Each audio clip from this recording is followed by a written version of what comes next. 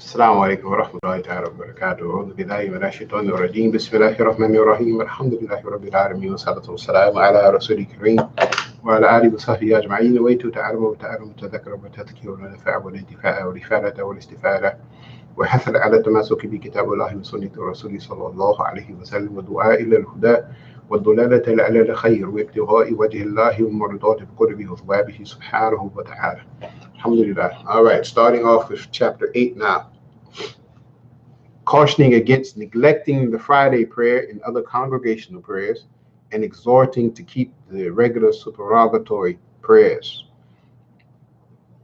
Imam Al-Haddad starts off by saying, "Beware greatly, O disciple, of leaving the Friday and other congregational prayers, for such is the pattern of the indolent and the mark of the ignorant. Take care to perform the regular supererogatory prayers before and after the obligatory runs.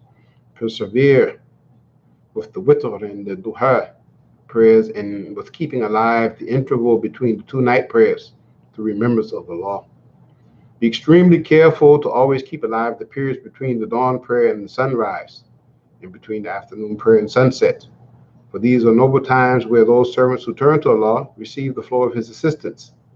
The time following the dawn prayer, when kept alive, has a powerful and specific effect in attracting material provision, whereas the time following the afternoon prayer, if kept alive, has a powerful effect in attracting provisions for the heart. This has been experienced by the people of clear vision among the great Gnostics, the people of Ma'rifah." Okay, so he said a lot of things here, and all of this is particularly directing us towards keeping up all of the various obligatory prayers in congregation, as he's talking about, but also being mindful of doing our best to engage with as many of the nafilah, or for some schools it would be considered sunnah muakkad or nafilah prayers, one of the two. Some schools, like in the Maliki school, most of these prayers that he's talking about, with the exception of the witr, are nafilahs. Okay, other madhahib, they consider a lot of these prayers to be sunnah. Like for the Hanafis, the witr for the Hanafis is a wajib. Hanafis have two classifications of obligatory. They have fard and they have wajib. Okay, and the witr carries a very high station with them in terms of its performance. And Malikis is sunnah. For the Shafis and the Hanbalis, I'm not exactly sure what it is. If those of you who would like to know, put it in the WhatsApp group, and I'll go back and review to give you the response to it. The duha is what's considered to be a nafilah in the Maliki school. I'm not sure about the other schools either. So, in the prayers that are before or after the obligatory salah that we make, for the Malikis, these are nafilahs. For others, they're sunnahs more often than not. Okay, but making sure that we engage with these prayers as much as we can. Okay, like if you're out working every day and you have a job and during these periods of time, it's not going to be very intelligent for you to take 20 or 30 minutes to go and pray when it's time to pray. You go, if you're at work, you pray the fard and get back to work. And try to use as little time as possible by making sure that you're always in a state of wudu, so you don't have to take 10, 15 minutes in the bathroom to get yourself together and then go pray, and then you still end up wasting 20, 30 minutes because you had to go make wudu and use the bathroom before it's time to pray. You weren't prepared beforehand. Try to make sure that you stay in a state of wudu. These types of little small things that we think to be nothing can turn out to be big, and they can help us out in a lot of spiritual and earthly ways. But we have to be conscious of what we're doing and have sound attention. May Allah give us ease. So he closes this out by saying, the Hadith states, the one who sits where he has just prayed, remembering Allah after the dawn prayer, which is the subh or fajr, according to which one you would like to call it, is quicker to receive his provision than the one who travels the horizons seeking provision.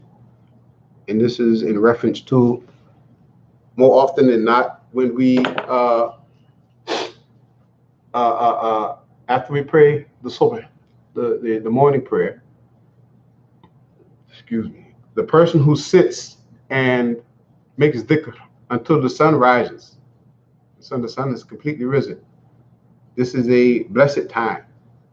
And as much as we are capable of taking advantage of this time, we should do so. Okay?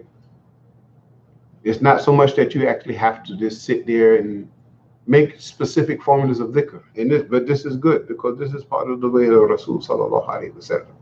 All right, so don't get confused by what I'm saying. But oftentimes, even like just getting ready to go through your day, after you finish praying, you make your du'as, you make your dhikr or whatever it is that you do after you finish offering your salah, just sit there and reflect, contemplate. This is probably one of the best times to contemplate and think about what you actually should be doing that day, how you're going to go about your day, what you just have a conversation with Allah. This is a good time to engage and do all of these different types of things here. Okay, all of us, even myself included, we have a tendency to pray sometimes and just get up and go about our business because life, life happens. Okay, but we should always make an effort as much as we can, as much as we're capable of doing so, to take that time, particularly in the morning, and just sit. After the prayer is over, just sit. Again, if you got children, you got work and things like that, you got to go, make your dhikr, make a, for your tasbeehs and go about your business. But sit for a minute. Just even if it's just for 60 seconds, just sit. Inshallah, may Allah make it easy for us. Chapter 9, exhorting to perseverance in remembrance and reflection.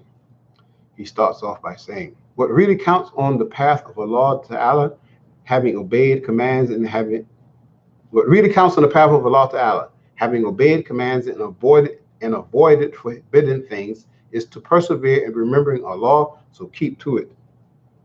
O disciple, in all situations, with heart and tongue, at all times and places. Okay? Constant dhikr and remembrance of Allah. It's imperative to our state. Even if it's just so much as throughout the day, every once in a while, reciting the kalima. Ashhadu an la ilaha illallah wa la sharika lahu wa ashhadu anna Muhammadan abduhu wa rasuluh. Just saying la ilaha illallah, la ilaha illallah. Sending salat and salam upon the Rasul sallallahu alayhi wa sallam. Wa salli ala Sayyidina Muhammad. Just making other dua. Hasbi Allahu alayhi yatawakkalu wa mutawakkilun. Allahumma inni a'udhu bika min ash-sharri subhanallah. اللهم إني أعوذ بك من شر ما خلق. I'm not thinking clearly right now. Okay, I messed that up. But other different types of dua that you can say and recite throughout the day, things that or even just making small duas of your own personal things, but having remembering Allah, being in constant state where you're engaging with your Creator. Okay, this is what he's talking about. And allowing your heart and your tongue to be there. Allowing your heart and your tongue to be there as you're doing it. So he continues, the invocation which contains the meaning of all invocations and their fruits, invisible and invisible, is La ilaha illallah. This is the invocation which people of beginnings are enjoined to keep and which people of ending return to. He who would delight in tasting some of the secrets of the path and having some of its realities unveiled before him, let him be intent on remembering Allah Ta'ala with a heart that is present, courteous, that is abundant, attention that is sincere, and concentration that is piercing. Whenever these are combined in a person, to him is revealed the highest malakut. To him is revealed the highest malakut, and the malakut is the dominion, the boundaries and the limits of what Allah subhanahu wa ta'ala's dominion of creation is. Okay, these things become open up to him. His spirit beholds the realities of the world of utmost purity, and the eye of his secret witnesses the highest and holiest beauty. And these are all of the different types of realities that Allah subhanahu wa ta'ala has put it as alamat in his creation, signs within the creation for us to look at, ponder on, reflect on, and gain confidence in understanding these things as he opens our hearts up to its realities, etc. And he continues, and reflect in abundance, O disciple. Reflection is of three kinds. So he's giving a 3-point thing that we should understand about different types of reflection. There are 3 different types of reflection. The first type of reflection is on the wonders of the divine power and the marvels of the heavenly and earthly kingdoms. And its fruit is the ma'rifah, the gnosis of Allah. So the ma'rifah, the gnosis of Allah, comes from actual, as you can say, hands-on experience. Okay? So witnessing all of the signs and the wonders of Allah subhanahu wa ta'ala's creation and reflecting on them. Okay? Tafakkur. Looking at the creation, reflecting, thinking about things, thinking about the beauty and the hikmah behind the function of things that are in the creation.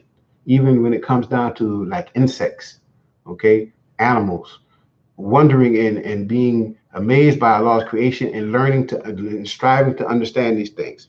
These things opens up doors of clarity and focus for people that are very, very mind-blowing, but you have to make yourself receptive to that. And also, we're not talking about the foolish, goofy, Sufi type stuff or anything like that. So please, if you got confused about what I'm saying, ask me in the chat so I can clarify, but don't jump off the bridge and just take my words and make it mean what you want it to mean. All right, the second type of reflection is on the gifts of Allah and His graces, and its fruit is the love of Allah. So all of the fadl and the ni'm that Allah subhanahu wa ta'ala blesses the servant with, okay, being constantly aware that all of these things that we enjoy and benefit from in the life of this world, in our personal day-to-day, whatever, you know, my books, my ability to teach people, my ability to be engaging with you, doing this throughout the month of Ramadan, being a service to my family and have the resources by Allah's fadl and permission to be able to help them when they need help, or you being able to do that for your families and whatever. All of this is part of Allah's blessings, His grace, His ni'm, His fadl upon us. And reflecting on that and thinking about that and being thankful for it, it increases us in the love for Allah.